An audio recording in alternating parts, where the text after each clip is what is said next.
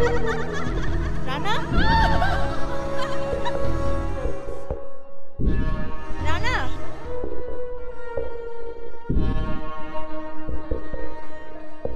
রানা,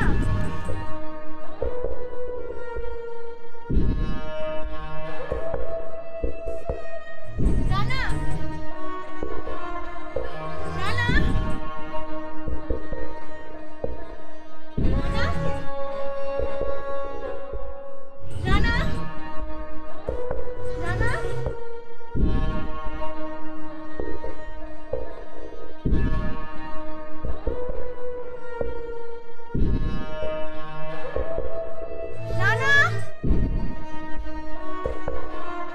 রানা, রানা, রানা, রানা,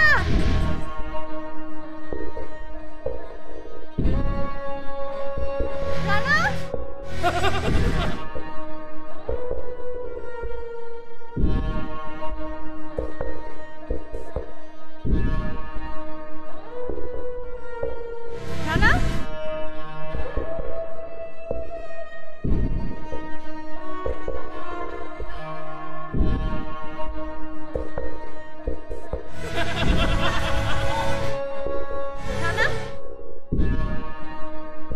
কোথায় তুমি?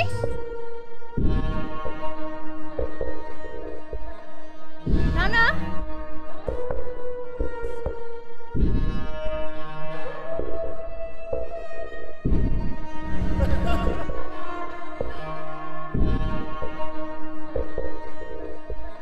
রানা কোথায় তুমি?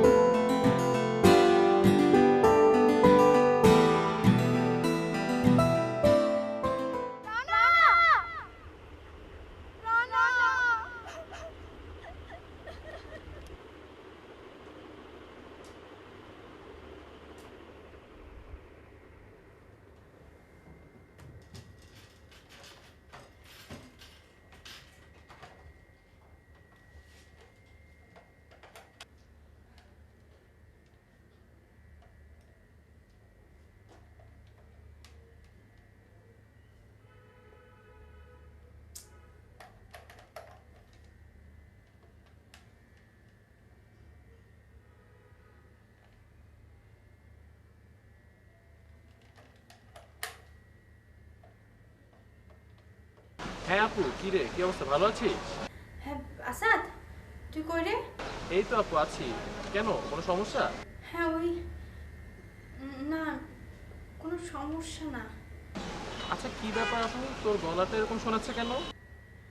আসাদ আমি না, আমি আবার দুঃস্বপ্ন দেখছি। আমি তোর বাসায় আসবো? না আসতে হবে না, আমি আমি ঠিক আছে, অসুবিধা নেই। কি রে, তোর কি হয়েছে? গলাটা এমন লাগছে কেন? রাখি। আপু আমাকে তুই বল, কি হয়েছে? বললাম তো আমি ঠিক আছে, আমার হঠাৎ করে খারাপ লাগছিল তাই তোকে ফোন করলাম। আমি এখন তোর বাসায় আসছি, থাক। আচ্ছা ঠিক আছে, ওকে।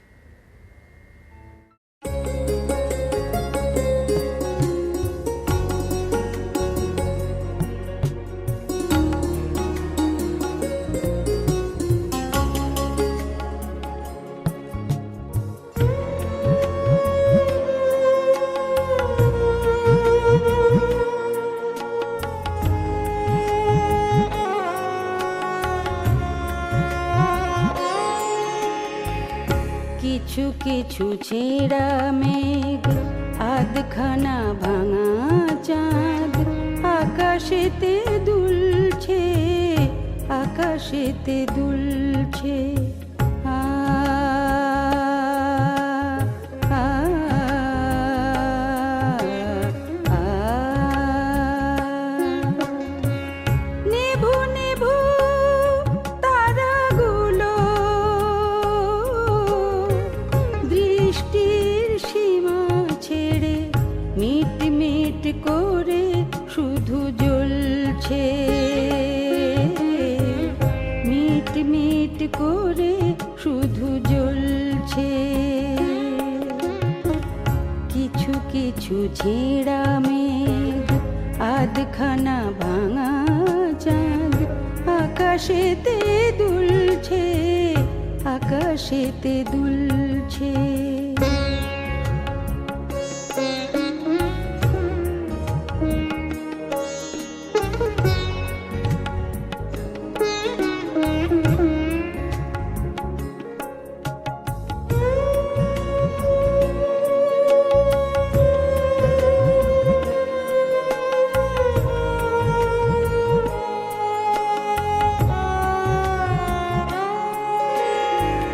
নিরে ফেরা পাখিদের বহু আগে গান থেমে গিয়েছে, ক্লান্ত নদীগুলো সাগরের পানে ছুটে চলেছে।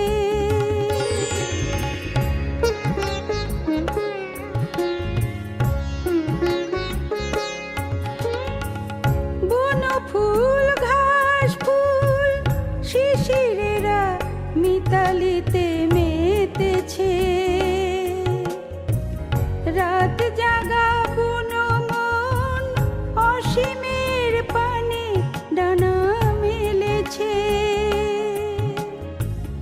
অসীমের পানে ডানা মেলেছে। কিছু কিছু ছেড়া কে?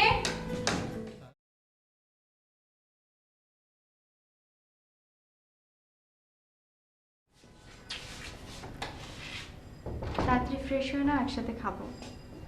একসাথে খাবো মানে? তুমি এখনো খাওনি? আচ্ছা নীল, আমি কতবার বলেছি যে আমার জন্য অপেক্ষা না করে খেয়ে নিবে।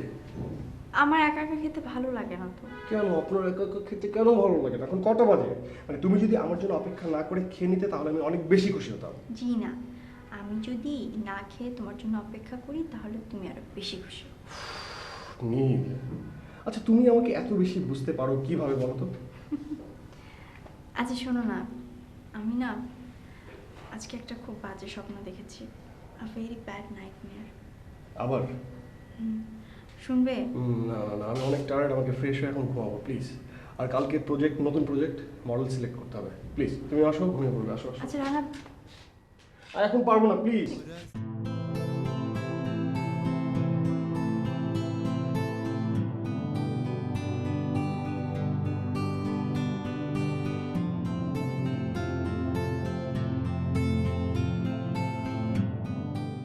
তো সাবা, আপনি তো ফাইনালি সিলেক্ট হয়ে গেলেন। দ্যাট মিন্স আপনি অ্যাডটা করছেন। থ্যাঙ্কস। আমাকে থ্যাঙ্কস দেওয়ার কোনো দরকার নেই। আপনি আপনার নিজের যোগ্যতায় সব কিছু আর্ন করেছেন। একদম না, আপনারা, আই মিন আপনি যদি আমাকে হেল্প না করতেন তাহলে কিন্তু কাজটা পসিবল হতো না। আপনি তো স্টুডেন্ট, রাইট?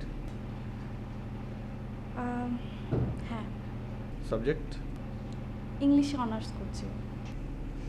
সর্বনাশ। সর্বনাশ কেন? কারণ ইংলিশ শুনলে আমার ভয় লাগে। এনিওয়ে, আমি আপনাকে একটা রিকোয়েস্ট করতে যাচ্ছি। রিকোয়েস্ট? Yeah sure. আমাকে তুমি করে বলুন, বিকজ আমাকে কেউ আপনি করে বললে না মনে হয় যে আমি বুড়ি হয়ে গেছি। বুড়ি? তুমি?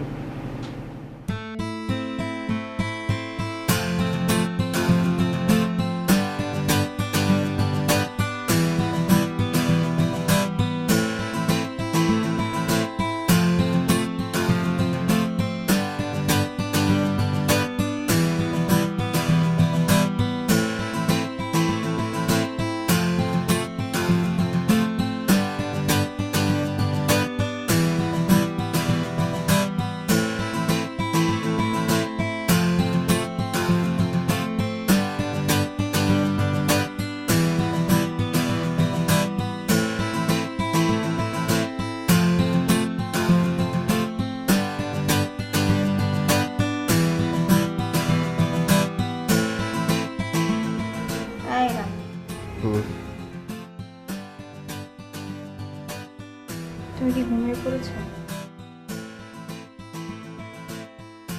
হাই, কি আমার না তোমার সাথে খুব গল্প করতে ইচ্ছে করছে, রাত কথা বলতে ইচ্ছে করছে। তুমি তো আগে এরকম ছিল না, এখন এমন কেন বলো?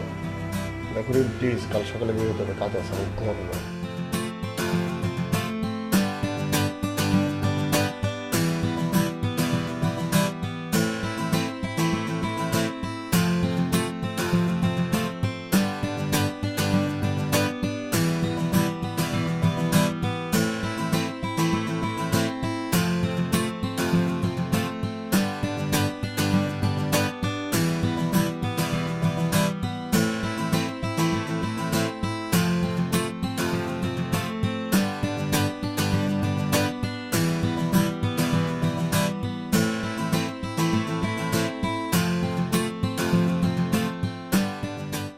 কি রে, তোর আর কোনো ফিক্স বুয়া পেলি না? আচ্ছা, রান্না বান্না করে কে? আর ফিক্সড বুয়া একটা বুয়া আছে, আসে, যেভাবে বলি রান্না করে, চলে যায়, এই। আচ্ছা শোন, তোকে আজকে একটা ইম্পর্টেন্ট কথা বলতে এসেছিলাম। কথা তো বলবি, আগে বল চা খাবি? না না, চা খাবো না। চা খেতে চাইলেও তো নিজেই বানাতে হবে, অন্ধ মানুষকে তোকে চা বানিয়ে খাওয়াতে পারবে? দেখ, তুই এমন করে কখনো কথা বলবি না। আর রানা ভাইকে ওই দিন, কি বল? না মানে অফিসের সামনে, অফিসের সামনে? না মানে দেখলাম একটা মেয়ের সাথে দাঁড়িয়ে কথা বলছিল। আমি ঠিক বুঝতে পারলাম না মেয়েটা কি ওনার ফ্রেন্ড নাকি, বাট মানে খুব ক্লোজ মনে হলো দুজনকে। আমি যখন রিক্সা দিয়ে পাস করে যাচ্ছিলাম তখন দেখলাম আর কি। তুই কি ব্যাপারে কিছু জানিস? না।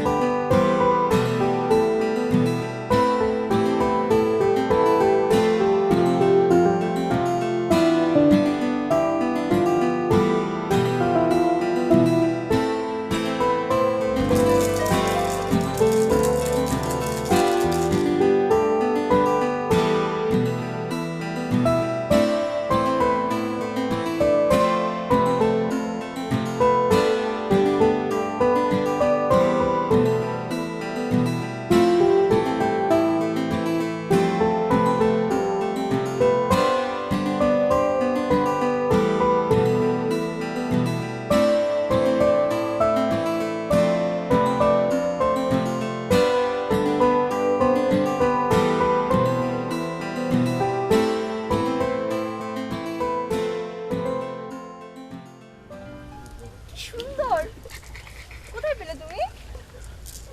100 ফিট গর্ত থেকে তুলে এনেছি এই নীলমণি। আমি তোমার জন্য সব কিছু করতে পারি। আমি জানি।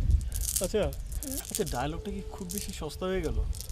একটু সস্তা হয়ে গেছে, কিন্তু তোমার মুখে ভালো শোনাচ্ছে। বলছো? বলছি। আচ্ছা নীল, ধরো এই নীলমণিগুলো তোমার কাছে আছে, কিন্তু আমি নেই, তখন তোমার কেমন লাগবে?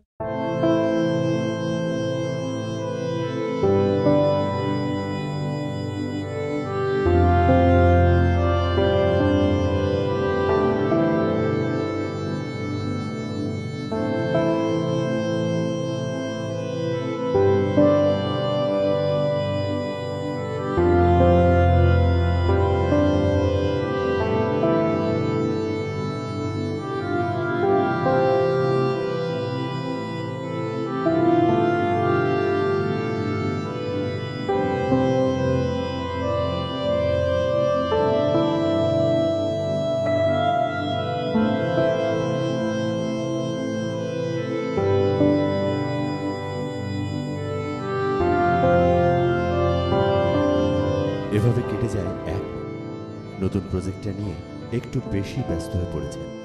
অনেক ভোরে নীল ওঠার আগে সে ওঠে আর বাসায় ফিরে অনেক বেশি রাত করে, যার ফলে সারাদিন একা একা অনেক বিষণ্ণতায় ভুগতেন। নীলের কানে কিছু উড়ো খবরও আসত। খবরগুলো বিভিন্ন মানুষ তাকে ফোন করে জানায়। খবরগুলো এমন, রানা নতুন একটা সম্পর্কে জড়িয়ে যাচ্ছে মডেল সাবার সাথে।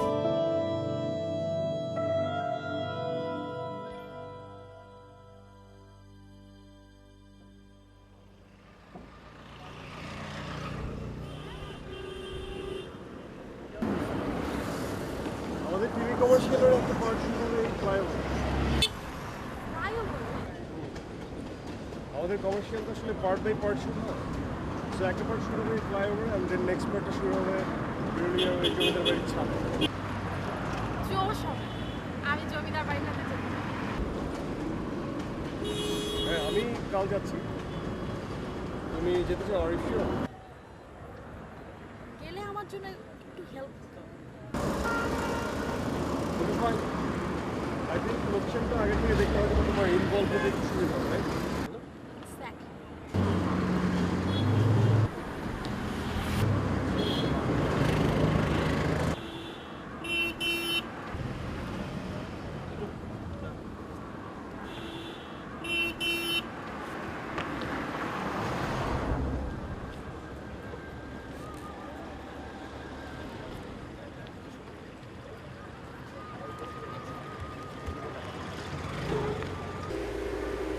তুই মন খারাপ করিস না প্লিজ, তুই একদম আপসেট করিস না।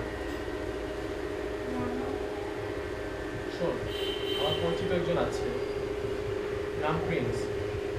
তুই যদি চাস আমি ওনাকে দিয়ে রানা ভাইয়ের সব ইনফরমেশন কালেক্ট করে দিতে পারবো। তুই কি বলিস?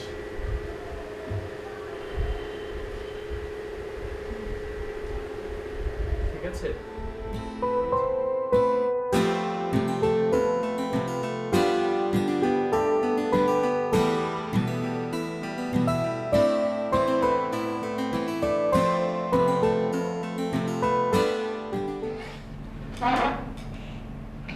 এক্সট্রিমলি সরি, আসলে আমি আজকেও লেট করে ফেললাম।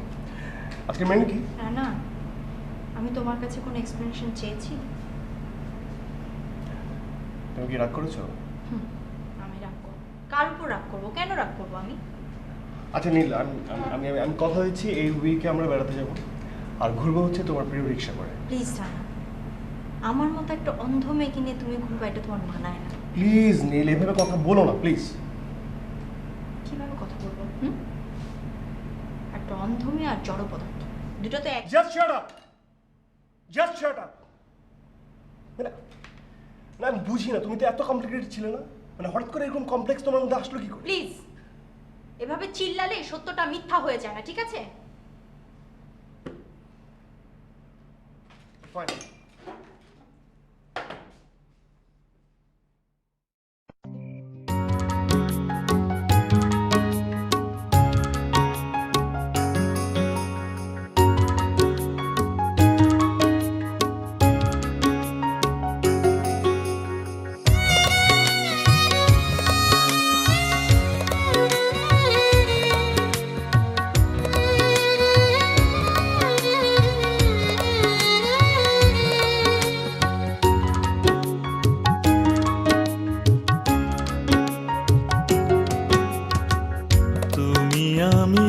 জানে হারাই বিকেলে সোনা ঝরা রোদ্দুরে মধু ভরা লগনে তুমি আমি দুজনে হারাই বিকেলে সোনা ঝরা রোদ্দুরে মধু ভরা লগনে তুমি আমি দুজনে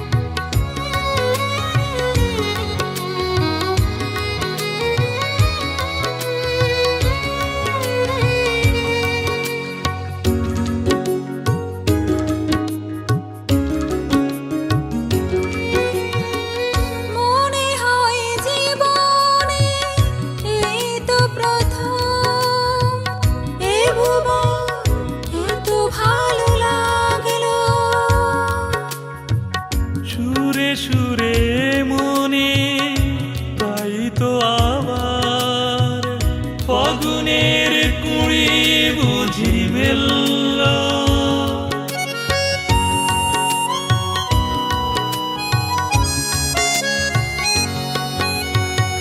মনে হয় জীবনে এই তো প্রথম এ ভুবন এত ভালো লাগলো সুরে সুরে মনে তাই তো আবার ফাগুনের কুড়ি বুঝি মেলল মায়াময় বিকেল দোলে ছন্দে তুমি আমি দুজনে হারাই বিকেলে সোনা ঝরা রোদ্দুরে মধু ভরা লগনে তুমি আমি দুজনে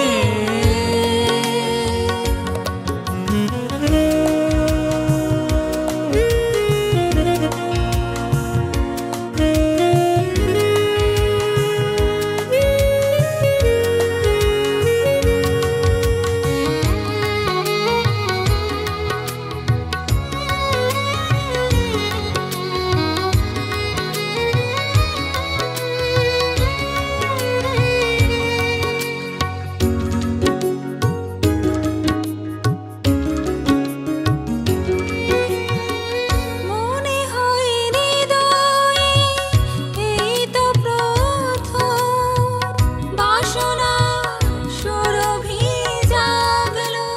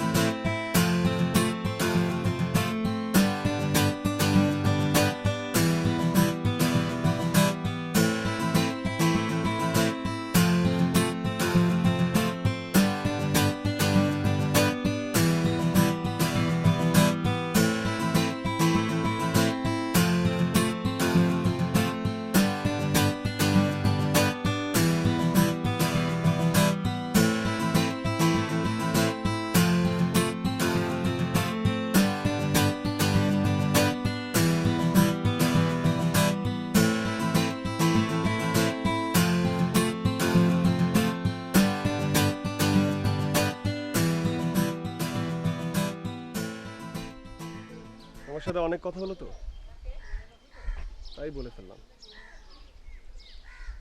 এই ছাদটা না এত সুন্দর, মাই গড। অনেক সুন্দর। এই লোকেশনে এর আগেও আসা হয়েছিল। আর তাছাড়া কি? তাছাড়া নীলকে নিয়েও এসেছিলাম এই ছাদে একবার।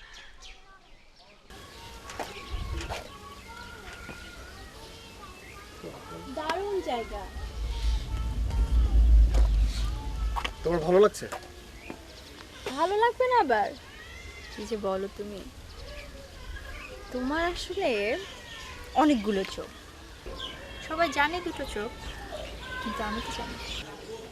নীল, এই জায়গাটা দেখার পর না আমার তোমার কথা মনে পড়েছে। মানে কখনো কোনো সুন্দর জায়গা দেখলে না আমার তোমার কথা মনে পড়ে, আমি তোমাকে দেখা দিচ্ছি। আর এই ইচ্ছেটা আমার সব সময় হয়। তা তো হবেই, কারণ তুমি একটা পাগল। কি? তুমি একটা পাগল। আমি পাগল? তো আমি পাগল? অবশ্যই তুমি পাগল। তুমি পাগল না হলে কেউ আমার জন্য এত কিছু করে? আচ্ছা, তোমার মনে আছে অনেক আগে তুমি একবার আমার বাবার সামনে ধরা পড়ে গিয়েছিলে? তারপর তুমি বোবার অ্যাক্টিং করা শুরু করলে। আমি যে কি ভয় পেয়েছিলাম, যে কি করবা না করবা, বাবা কি বলবে না বলবে। তারপর বাবা হঠাৎ করে আমাকে বললো, আচ্ছা ও বোবা হলো কবে থেকে? ওর সাথে তো আমি ফোনে কথা বলেছি। তোমার চেহারা যদি দেখা যেত, কি যে অবস্থা হয়েছিল। নীল,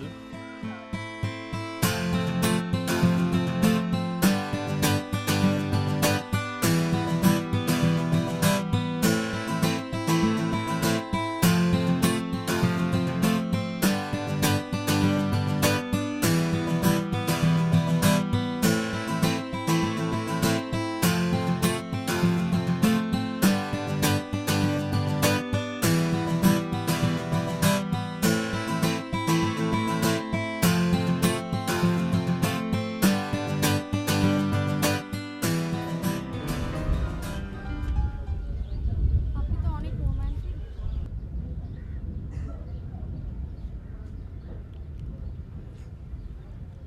তোমার তাই মনে হয়? তাই না? তা জানি না, তবে তোমার হেল্প, তোমাকে আমার দরকার। আমি তো আপনার পার্সোনালিটি ফিদা। গ্রেট, ফিদা হওয়া ভালো, তবে মকবুল ফিদা হওয়া না। আচ্ছা চলো, তোমাকে একদিন নীলার সাথে পরিচয় করে দিই। মাইন্ড করবেন না? না, মাইন্ড করবে না।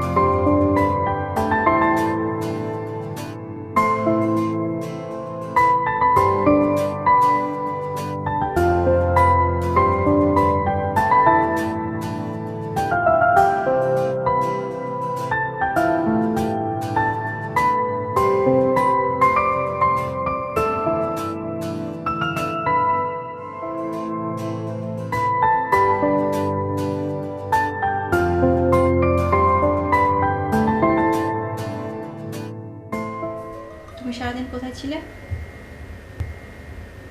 কোথায় ছিলাম মানে কি? কাজ ছিল। কাজ? তো কি কাজ? দেখো নীল, আমি সবসময় তোমার সব কথার অ্যান্সার করি, আর তুমি যদি আমাকে এভাবে চার্জ করো, আমি নট গোনা সে এনিথিং। কেন?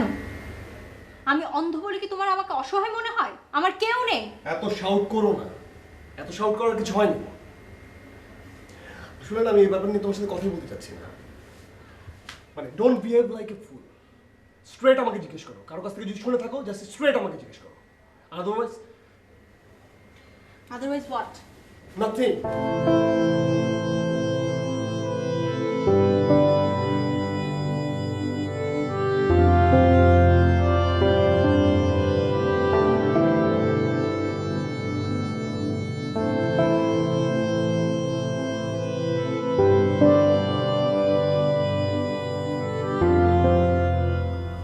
আমি আসলে আপনাকে দেখতে এসেছি। ওর কাছে আপনার অনেক গল্প শুনি তো। গল্প?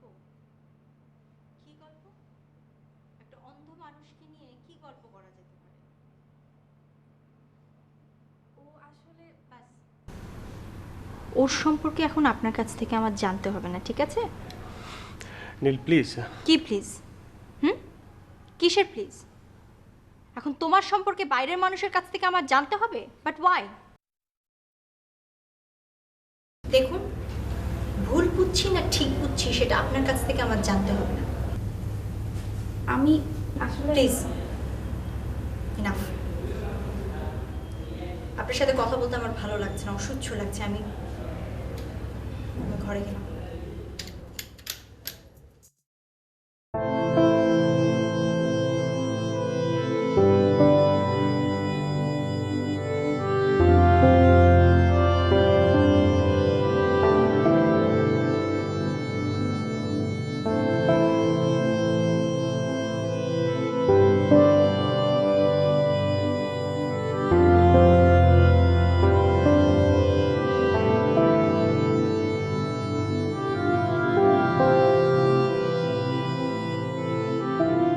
সাবা, আই এম এক্সট্রিমলি সরি। না, ইটস ওকে। মানে তুমি নীলের এরকম আচরণের জন্য তুমি মাইন্ড করনি না?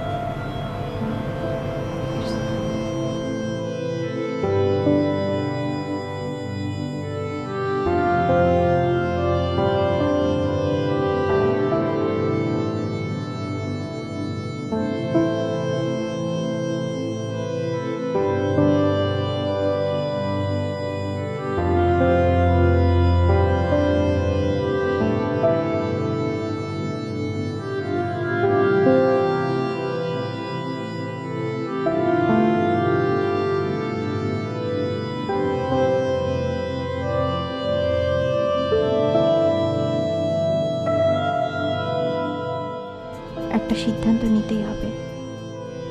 আমি কাউকে সহ্য করতে পারবো না রানার পাশে, কাউকে না।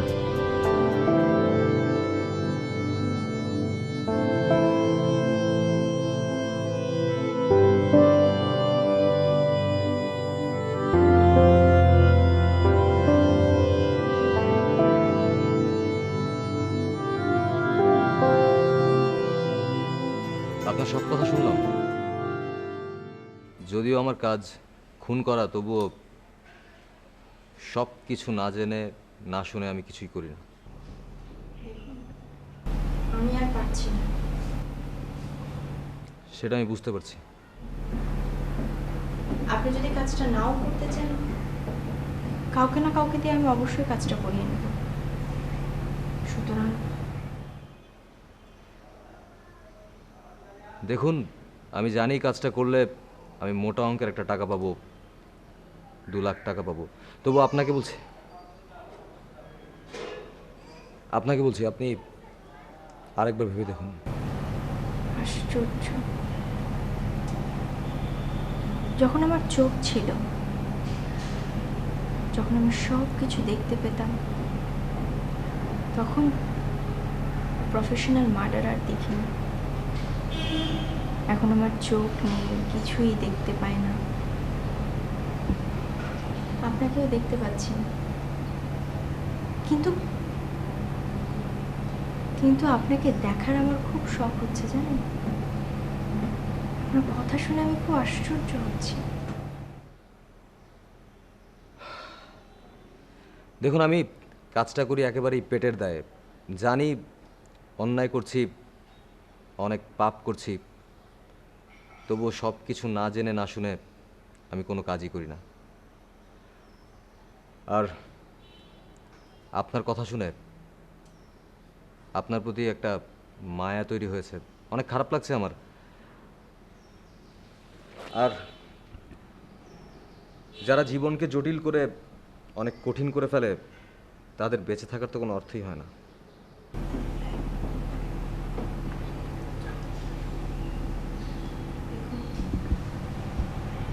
আমি এখন অন্ধ, চোখের আলো হারিয়ে আমি আমার জীবনের সব কিছু হারিয়েছি।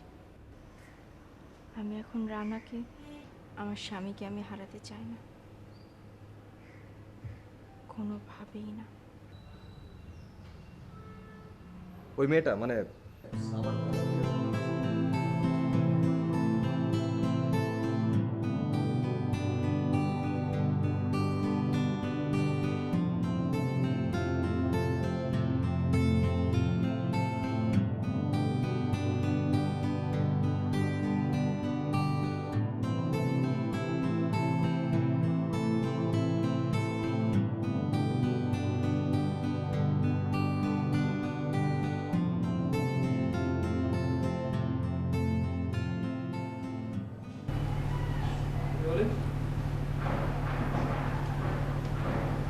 শুনেছি র্যাঙ্কস ফ্লাইওভারের কাছে ওর বাসা। প্রতিদিন সন্ধ্যার সময় রিক্সা অথবা সিএনজি নিয়ে ওদিকে যায়। ওকে, আমি উঠছি, আপনার কাজ হয়ে যাবে।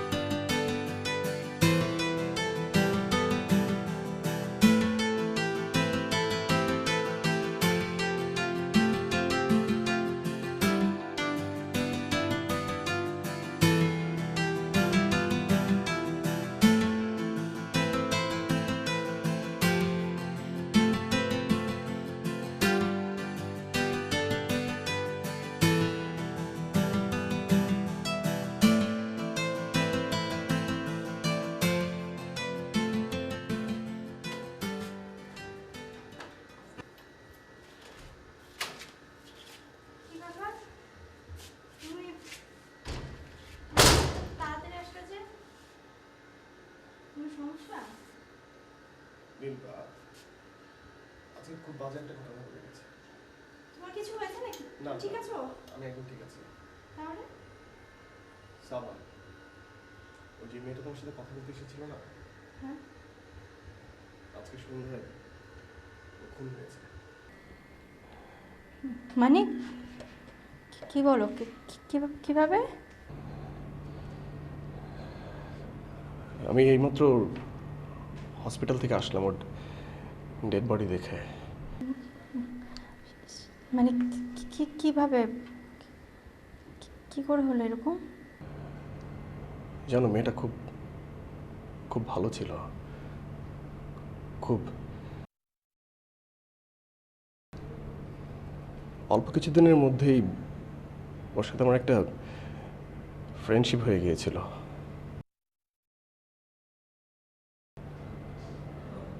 তুমি ওই দিন শুধু শুধু ওর সাথে মিসবিহেভ করেছিলে, ও খুব কষ্ট পেয়েছিল।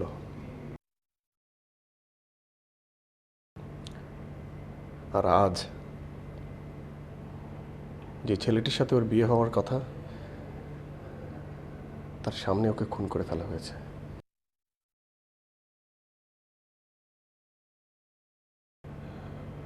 ওরা দুজন বের হয়েছিল ওদের বিয়ের কার্ড বিলি করার জন্য। জানো, ওরা নিজেরাই নিজেদের বিয়ের কার্ড বিলি করছিল, ঠিক তোমার আমার মতো। কি কি বলো? বিয়ে? হ্যাঁ নীল, আমার না ভীষণ কষ্ট হচ্ছে, কারণ মেয়েটা সত্যিই খুব ভালো ছিল।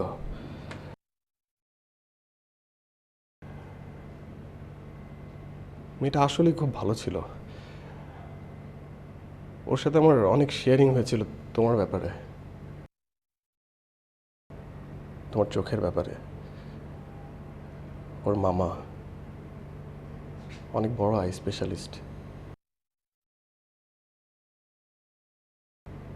আমেরিকায় থাকে,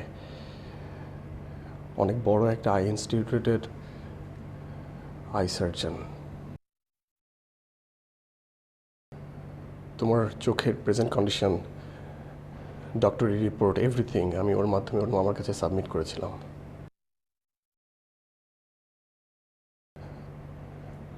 আর তোমার ব্যাপারে ওর সাথে আমার প্রতি রাতেই কথা হতো। আর আমি তোমাকে বলিনি কারণ আমি ভেবেছিলাম তোমাকে আমি সারপ্রাইজ দেব।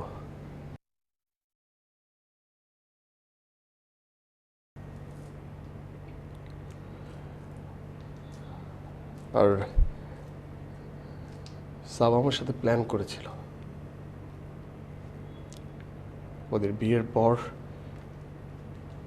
আমি, তুমি, ও ওর হাজব্যান্ড একসাথে আমেরিকাতে যাব। ওরা হানিমুন করবে আর আমি ফিরিয়ে আনবো তোমার চোখের আলো।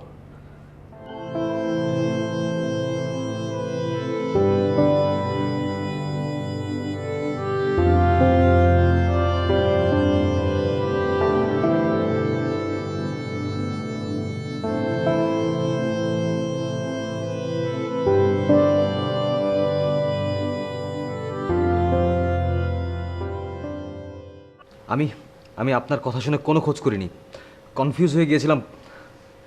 কাজটা করা আমার মোটেও উচিত হয়নি।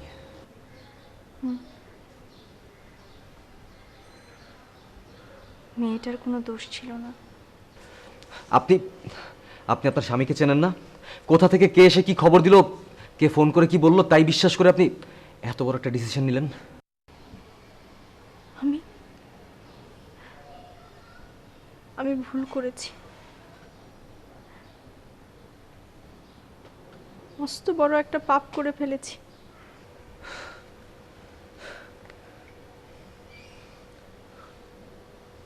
আমরা সবাই এরকম ভুল করি। আপনার চোখে আলো নেই, কিন্তু এমন অনেক মানুষ আছে যারা আলো থাকার পরও সেই আলোতে কিছুই দেখে না। আপনার বাকি টাকাটা? আমি টাকা নিতে আসিনি, এসেছি আপনার আগের টাকাটা ফেরত দিতে।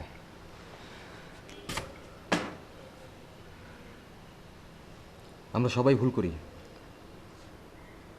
ভুলটা একসময় আর শোধরানো যায় না, আমাদেরকে অন্ধকারের দিকে ঠেলে দেয়। আমি আমার ভুলটা শোধরাতে চাই, আমি সুস্থ একটা জীবনের দিকে যেতে চাই।